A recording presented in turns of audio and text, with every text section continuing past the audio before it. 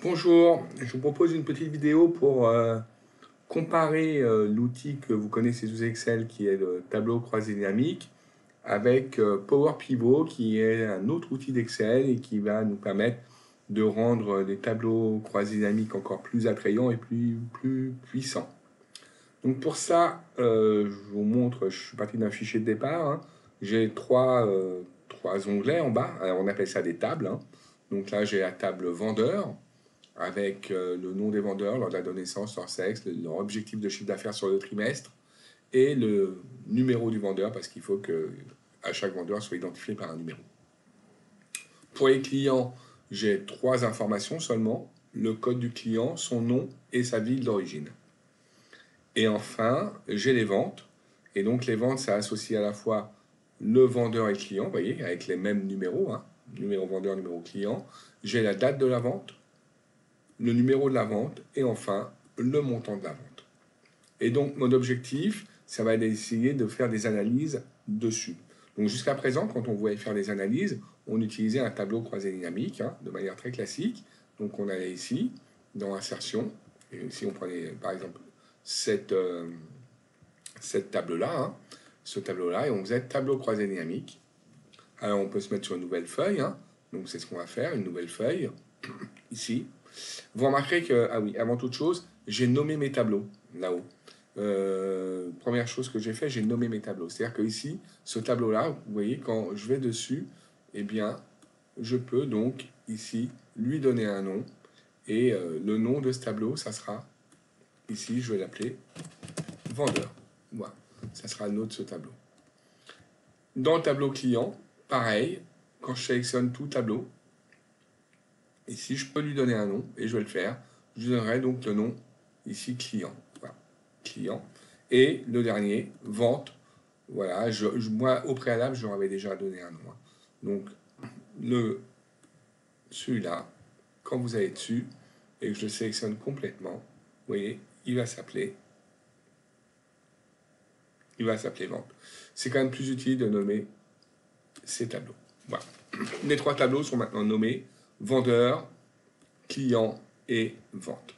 Donc je vais prendre les ventes et avec ce tableau, donc je vais faire un tableau croisé dynamique. Donc je vais me mettre dans une nouvelle feuille de données, hein, en bas. Voilà, ça vous savez faire normalement. Je vais mettre ici le numéro du vendeur et là le montant de la vente. Et là, vous voyez, j'ai le montant de la vente, le total des ventes par vendeur.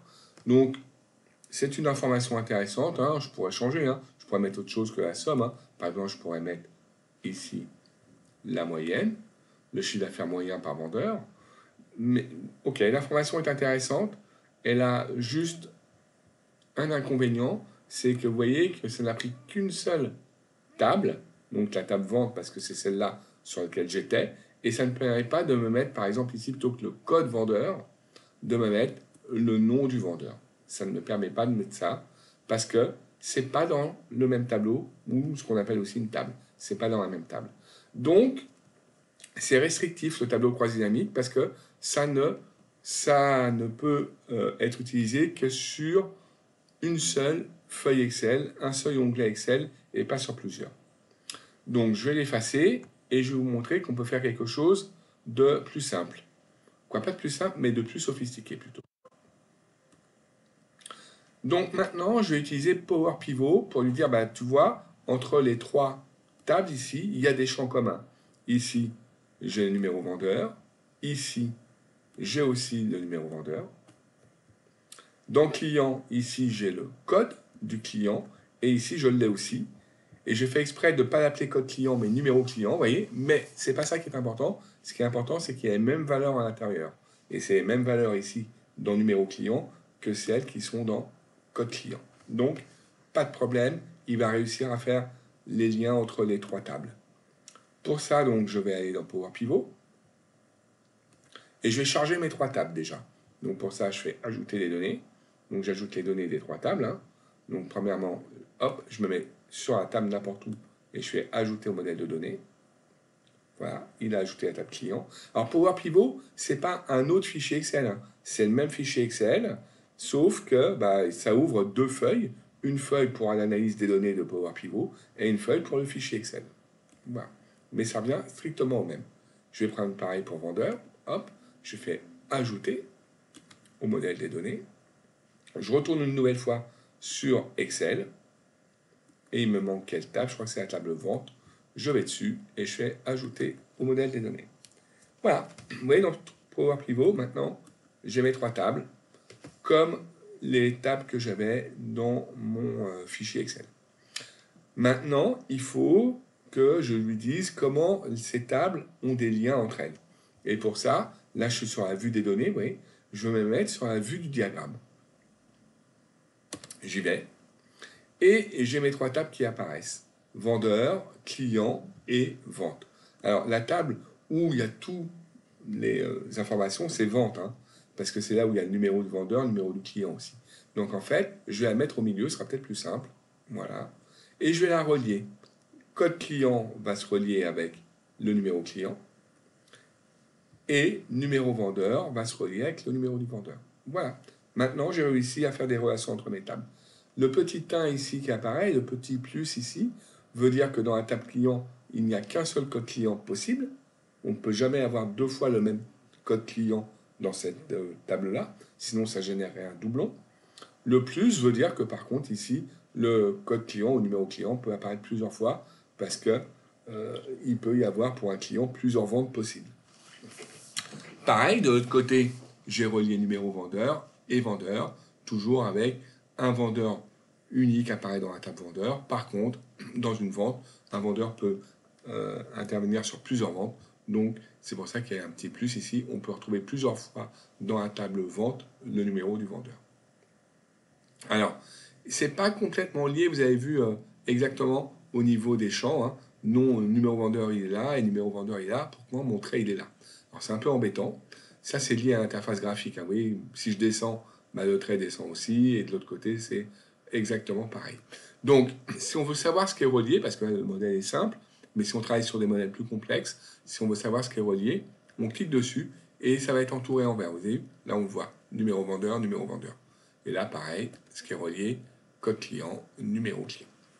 En tout cas, maintenant, Power Pivot a lié les tables entre elles. Et maintenant, Excel le sait, parce que je vous rappelle que les deux sont reliés l'un à l'autre. Alors maintenant que votre diagramme est fait, eh bien, vous pouvez maintenant faire un tableau croisé dynamique. Donc, on peut très bien rester sur Power Pivot et ici aller dans Tableau croisé dynamique et lui dire de faire un tableau croisé dynamique en fonction des données qui ont été justement visualisées ici dans Power Pivot. Donc, on va dans le tableau croisé dynamique. Donc, on va faire un tableau, hein, tableau croisé dynamique classique pour l'instant. Il vous nous propose de mettre dans une nouvelle feuille, très bien, peu importe où est situé l'emplacement. Non, nous on reste sur une nouvelle feuille. On est bien retourné sur Excel, vous avez vu. Hein. Et là, quand on va sur ce tableau, eh bien, hop, ici, en demandant donc à rajouter, donc là vous pouvez faire afficher la liste des champs en cliquant droit, hein, ici, voilà. Vous avez vu, les champs du tableau, il y a à la fois la table client, la table vendeur et la table vente. Il a relié les 3 tables ensemble. L'avantage, c'est que maintenant, par rapport à tout à l'heure, si je veux mettre ici le nom du vendeur, et puis associer ici le montant des ventes, hein, il peut tout relier. Je pourrais même mettre, par exemple, la ville des clients aussi, à côté, ici. Voilà. Et là, j'aurai le chiffre d'affaires réalisé par chaque commercial par ville, avec non pas le code du commercial, mais bien son nom. Vous voyez? Et on a pu récupérer la ville, ce qui n'était pas possible tout à l'heure, puisque tout à l'heure, la ville n'était pas dans la même table que la table vente où se situait le montant des ventes. Voilà, donc j'espère que là, vous avez compris un peu l'intérêt d'utiliser Power Pivot par rapport à un tableau croisé dynamique normal, quoi, classique sous Excel. Je vous rappelle que ça reste le même fichier, il suffit de faire enregistrer ici, et vous aurez à la fois Power Pivot et et Excel qui seront intégrés dans le même fichier Excel. Là, ça pose aucun souci pour ça. Voilà, donc c'est une des fonctionnalités de Power Pivot, on en verra d'autres, mais au moins l'avantage c'est qu'on a, je répète, des sources de données dans différentes feuilles qu'on a reliées ensemble grâce à Power Pivot. Hein. Je vous rappelle, on les a reliées ensemble grâce à Power Pivot. Voilà. Et maintenant, dans Power Pivot, on a pu demander un tableau croisé dynamique, non pas d'une seule feuille, mais de l'ensemble des données qui apparaissent sur chaque feuille. Voilà. Mais écoutez, j'espère que vous avez à peu près compris cette vidéo. Et je vous remercie. À bientôt. Au revoir.